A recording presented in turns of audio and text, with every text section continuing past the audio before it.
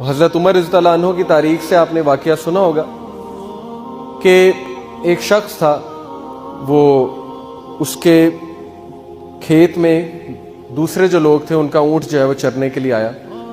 اس نے جو ہے پتھر اٹھا کے وہاں پہ مارا تو وہ جو اس سائڈ کے لوگ تھے ان میں سے ایک جو ہے وہ وفات پا گیا. اب اس کے بیٹوں نے کہا کہ اس کا قصاص ہوگا اس آدمی کا. تو اس نے کہا ٹھیک ہے میرا قصاص ہوگا، لیکن مجھے آپ مہلت دیں 3 دن کی، میں ایک کمٹمنٹ نبھا کر جو ہے واپس آ جاؤں گا. تو حضرت عمر نے کہا نہیں، یہ تو بھاگنے کی کوشش کر رہا ہے. ابو ذر غفاری رضی اللہ عنہ جو تھے انہوں نے اس کی گارنٹی دی اٹھ کے، حالانکہ وہ نہیں جانتے تھے اس بندے کو. انہوں نے کہا کہ میں اس بندے کی گارنٹی دیتا ہوں کہ واقعی ہی واپس آئے گا.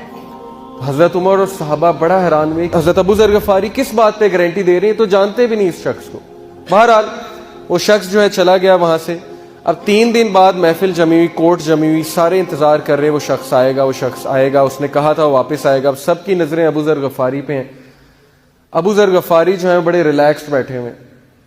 تو صحابہ کو بڑا ڈر تھا کہ اگر وہ شخص واپس نہ آیا تو ابو ذر غفاری جو ہے بڑی مصیبت میں آ جائیں گے.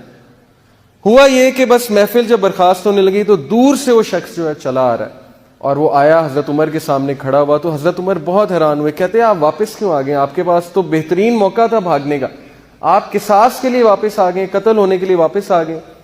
اس نے کہا جی میں نے سوچا تھا میں بھاگ جاؤں، لیکن پھر میں نے ایک بات سوچی.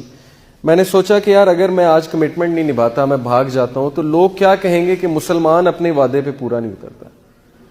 حضرت عمر بڑا خوش ہوئے. حضرت عمر نے کہا ابو ذر آپ نے کیوں گارنٹی دی ان کی؟ ابو ذر نے کہا کہ حضرت عمر میں اس کو نہیں جانتا، لیکن میں نے صرف یہ سوچا کہ یار اگر آج میں اس کی گارنٹی نہیں دوں گا تو لوگ کیا کہیں گے کہ مسلم معاشرہ اتنا سخت ہو گیا ہے کہ کوئی بندہ کسی دوسرے کی گارنٹی نہیں دیتا. تو یہ سن کر جو ہے اس کے جو بیٹے تھے، وہ جو شخص قتل ہو چکا تھا، اس کے بیٹے سامنے بیٹھے ہوئے تھے جنہوں نے کیس کیا تھا. ان کی آنکھوں میں آنسو آ گئے. انہوں نے کہا کہ ہم اسے معاف کرتے ہیں. حضرت عمر بڑا حیران ہوئے، کہتے ہیں کہ آپ اسے معاف کیوں کرتے ہیں؟ ابھی تو آپ کہہ رہے تھے قصاص کرو.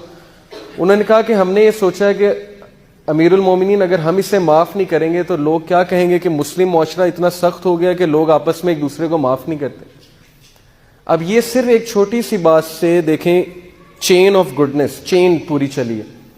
ایک چھوٹا سا ایکٹ، وہ چھوٹا سا ایکٹ کیا تھا؟ اس بندے نے اپنی کمٹمنٹ نبھائی تھی، زبان کا پکا، واپس آ گیا. اس کی وجہ سے دیکھیں اللہ نے اس کے حالات چینج کر دیے.